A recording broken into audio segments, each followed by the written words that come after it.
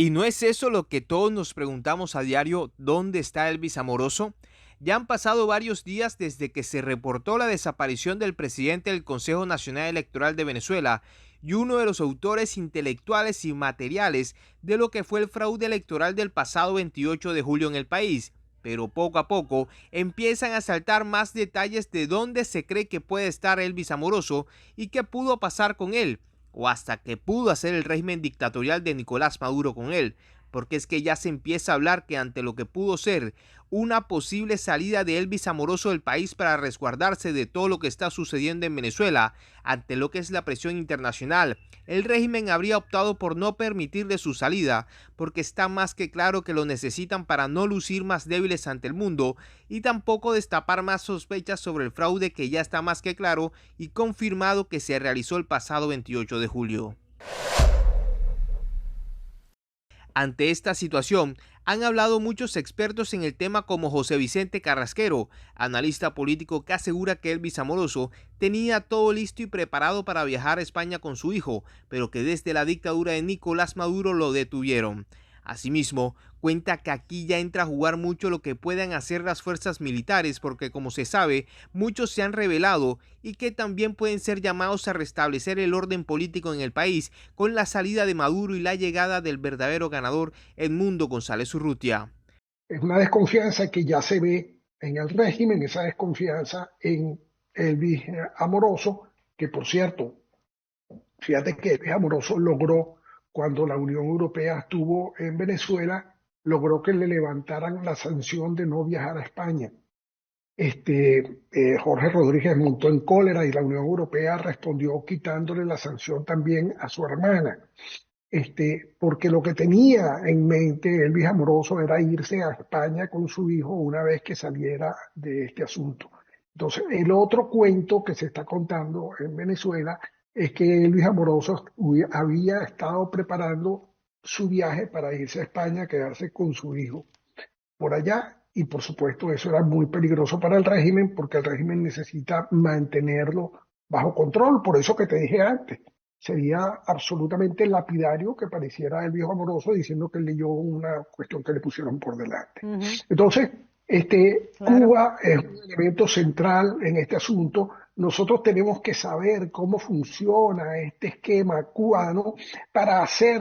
brindarle desde afuera a nuestras Fuerzas Armadas la confianza de que ellos pueden interactuar entre ellos y tomar el control de la situación. Y ahí no estaría, en Venezuela no se puede hablar en este momento de golpe de Estado, el golpe de Estado lo dio Maduro el 28 de julio, lo que haría en este momento es un restablecimiento del hilo constitucional previsto en la Constitución Nacional. Pero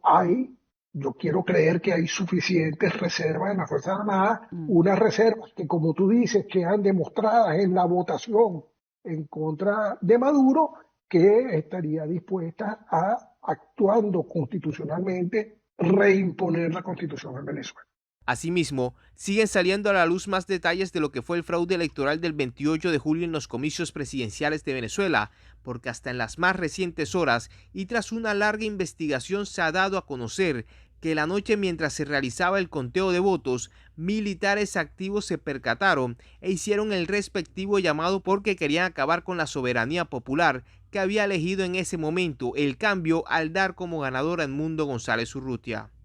En una investigación sustentada en informes de la Fuerza Armada Nacional Bolivariana, oficiales activos y retirados y datos de partidos exaliados del chavismo, se determinó lo siguiente: 1. Los autores del fraude. 2. La eventual reacción del alto mando militar. 3. Las órdenes o directrices del PSV a su dirigencia y militancia. Ya en esta investigación se detalla y se confirma que los autores intelectuales del plan del fraude son Nicolás Maduro, Diosdado Cabello, Cilia Flores y Jorge Rodríguez, y todo con el aval del jefe del Comando Estratégico Operacional de la Fuerza Armada Nacional Bolivariana, general en jefe Domingo Hernández Lares, integrantes del Comando Venezuela Nuestra y la coordinación electoral del PSV. Y autores materiales son los siguientes: Consejo Nacional Electoral, Elvis Amoroso, Carlos Quintero y Rosalba Gil Pacheco, quienes autorizan los actos del ente comicial sin la venia de los rectores Ahmed Nogal Méndez y Juan Carlos del Pino,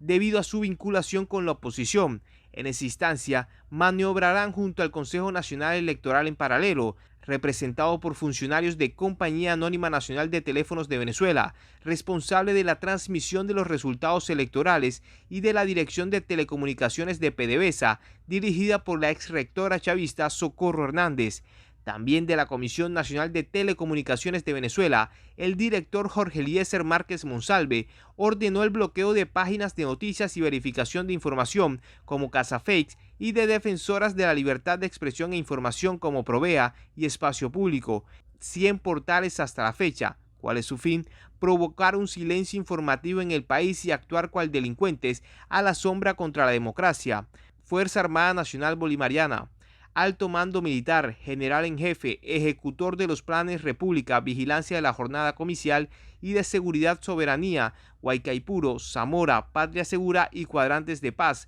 para la represión una vez que la población rechace la eventual proclamación de Nicolás Maduro. El general Hernández Lares responde a las líneas de Diosdado Cabello y cuenta con el apoyo de la Comandancia de la Milicia Nacional, General Marcano Tabata. Cabello se atribuye el control de los oficiales que comandan tropas y cuestionan las posiciones tibias de aquellos que señalan que reconocerán el triunfo de la oposición, como Nicolás Maduro Guerra Hijo y el ministro de la Defensa, Vladimir Padrino López. El resto de los comandantes de la Fuerza Armada Nacional Bolivariana, tales como la Armada, Aviación, Ejército y Guardia Nacional, mantienen una posición moderada junto a Padrino López de dejar que el país decida y que se reconozca el ganador, siempre que no haya señalamientos de fraude. Ante esto, también muchos militares mencionaron lo siguiente: